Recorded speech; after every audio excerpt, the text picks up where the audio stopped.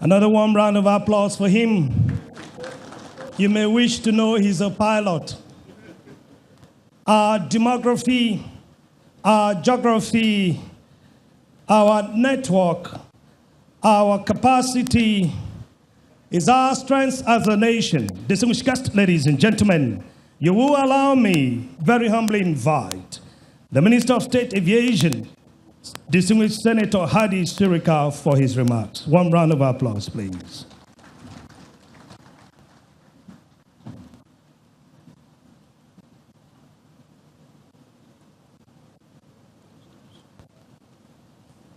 Mr. President, President Muhammadu Buhari, President of the Federal Republic of Nigeria, Your Excellency, President of the Senate, ably represented by Senator Bala Ibn Nnamdi, the Chairman, Senate Committee on Aviation, and the Chair Lady, House Committee on Aviation, the Ambassador of China, honorable ministers, distinguished ladies and gentlemen. I am most honored to welcome Mr. President yet again to the formal commissioning of another new international terminal, this time around here in the Federal Capital Territory at Nnamdi Azikiwe International Airport. This is the second in the series of airport terminals to be commissioned from the projects funded by the China Exim Bank, loan of $500 million with a counterpart funding of $100 million from the Debt Management Office. From political and economic perspectives, this airport is very strategic to Nigeria, not only because it is the gateway to the nation's capital, but also because it is the second busiest airport in the country and the fastest growing passenger traffic in West and Central Africa, with an average growth rate of 8%, where the world's average is 5.8%. The airport processed 5,709,012 passengers in 2017. This volume, Mr. President, is about 13 times the total number of passengers recorded by Ghana as a country in the same year under review. The terminal building you are about to commission, Mr. President, has annual passenger capacity of 15 million, covering a space of 56,000 square meters. It also has the following facilities as well as capabilities.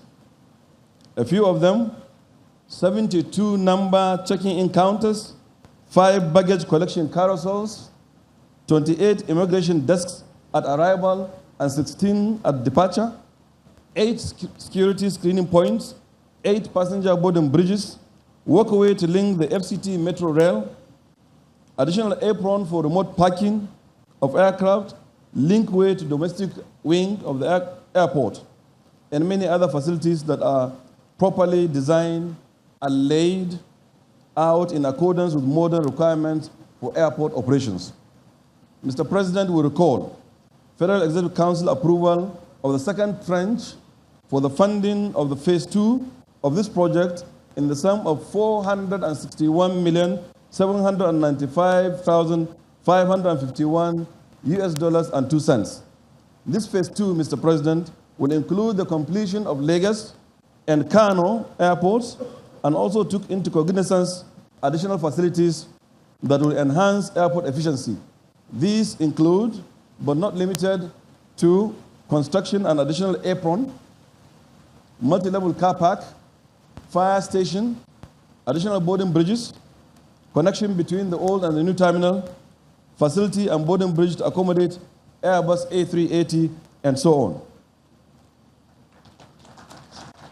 Sir, we are committed to rounding up this project very soon, including Lagos and Abuja and Kano. The contractor has gone ahead to implement it as approved, but recently slowed down the pace of work due to non-payment of the $69.3 million counterpart funding by government. May I respectfully, sir, at this point, request your kind intervention in this regard to achieve this feat, please. Mr. President, during the budget presentation yesterday at the National Assembly, you stated unparalleled achievements of this administration that cannot be controverted. They are proud achievements indeed, especially given the circumstance we found ourselves as a country. I am very happy to say that you are walking your talk in aviation as well. I find it very necessary to take a few minutes to state very few achievements out of the very many of this government in air transportation. They include, number one, for the first time in the history of Nigeria, under your watch, Lagos and Abuja airports are certified by regulators in accordance with International Civil Aviation Organization standards and recommended practices, ICAO. The other airports will be certified in 2019. This is a key requirement of ICAO that has eluded the country since its birth.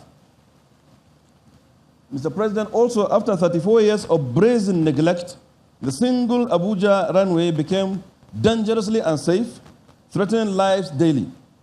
Against many odds, we shut it down completely and reconstructed it within 6 weeks, on time and on budget. For this reason and other improvements, the Airport Council International in October 2018 awarded Nnamdi Azikiwe International Airport, Abuja, the most improved in safety in Africa. Following the selfish killing of the Nigerian Airways Limited, its workers' entitlement was painfully ignored by the government that committed the crime for a dozen of years. When we assumed leadership, you promised, Mr. President, that you would pay their dues. Indeed, 45 billion was verified and half was paid immediately, and the balance is in 2019 appropriation as per your directives. And it will certainly be paid as soon as the National Assembly has done justice to the budget. And I hope this time around to be soon. Mr. President, Port International Airport has been commissioned and is put to use. It used to be the worst airport in the world, according to CNN. We'll turn it from worst to best. Abuja International Terminal is now being commissioned. International Civil Aviation Organization has designated the FAN Aviation Security Training Center in Lagos as the Regional Aviation Security Training Center of Excellence for West and Central Africa because of our efforts to continue to secure our airports and train those security personnel that are doing the job. Similarly, Mr. President, Nigerian College of Aviation Technology has been designated as an ICAO Regional Training Center of Excellence for Africa and IATA Authorized Training Center. On the 11th of May 2016 and 12th of April 2017, ICAO awarded the college the highest number of training instructors courses conducted and the highest number of ICAO courses conducted. This makes Zaria among the top 20 training institutions in the world with a runway of their own, a control tower of their own, and a golf course and other facility. Mr. President, in that same college, you approved 4.5 billion naira for a firefighting simulator, which is being installed currently at the college. Hitherto, our personnel have to go to Cameroon to get trained and retrained in firefighting. A Boeing 737 simulator, full motion, is being installed currently at that 2019. Mr. President, our meteorological agency, NIMET, has been awarded the ISO 9001-2015 version by IMO, making Nigeria the only country to achieve this feat in Africa. Mr. President, we installed low-level wind shear alert system in several airports in the country. The importance of this low-level wind shear alert system, Mr. President, is to alert the pilots when wind shear or the break or the severe end of air near to the ground is about to happen, which caused Sosoliso crash here in the country. We attained and retained the FAA Cat 1 certificate without recourse to foreign consultants as the case was before. Nigeria scored 96.5% in safety audit conducted by ICAO. In November 2017, we hosted the International Civil Aviation Organization, World Aviation Forum, Pt.3, the first to be held outside the headquarters in Montreal, Canada, with over 70 countries in attendance and very many at the ministerial level. The theme was financing the development of aviation infrastructure, and this has helped and assisted us in implementing our roadmap. In July 2017, we hosted ICAO Remotely Piloted Aircraft System Symposium. The attendance was similar to that of Pt.3. Sir, this focus on Nigeria by the world of aviation has never been witnessed before the coming of your leadership. It is indeed a testimony that we are getting it right this time around. The contribution of aviation to GDP has risen from 0.4% to 0.6%, and it is our resolve to grow it to solid numbers in the coming years. This growth is best seen when Q1, Q2 of 2017 is compared with Q1, Q2 of 2018, where domestic operations grew by 33% and international by 13.5%. This is unprecedented anywhere in the world. Growth of 33% is astronomical in aviation, Your Excellency. The new Civil Aviation Act and that of our agencies has been passed by FEC and is now before the National Assembly for passage. This will change aviation for good. The Accident Investigation Bureau app has been launched and is available on Google and Apple stores to ease the reporting of accidents and incidents. Safety bulletins have been published for the first time in the history of AIB, and as many as 39 final reports has been released. It was difficult hitherto for a government to release one report in 1 year. Nigeria, under your leadership, has attained level 3 out of 4 in the areas of state safety program of ICAO, thereby moving from red to green on ICAO's dashboard. We have developed and published performance-based navigation procedures for 18 airports, as well as introduced standard instrument departures and standard arrival routes in Lagos, in Abuja, in Kano, and in Port Harcourt. Mr. President, in aviation, most of the things that we do are not seen by the public or by the passenger.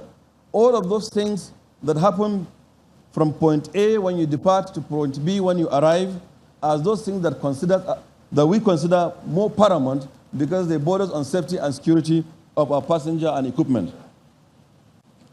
If I were to go on that list, Mr. President will not leave here until evening.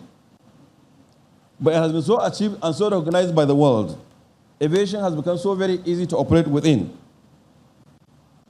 Mr. President, you approved zero duty on aircraft spares and the aircraft themselves to assist industry players to provide the needed service and make more decent profits. We met over $600 million earned revenue unrepatriated by airlines, which is part of the bilateral air service agreement was signed. Mr. President, you ordered that such money be repatriated immediately, and it has been so done, despite the economic crunch that the country is facing. We were honorable enough to honor our own obligations. Mr. President, I am aware and conscious that your time is very limited.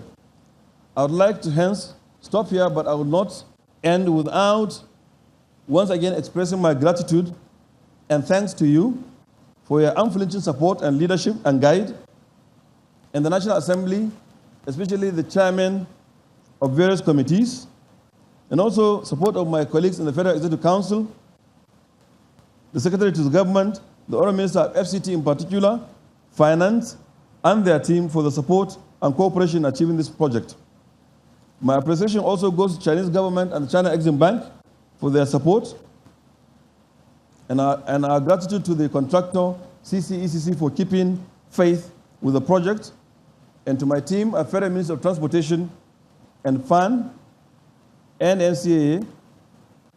I wish to thank all of those that are committed and displayed towards their commitment towards this project.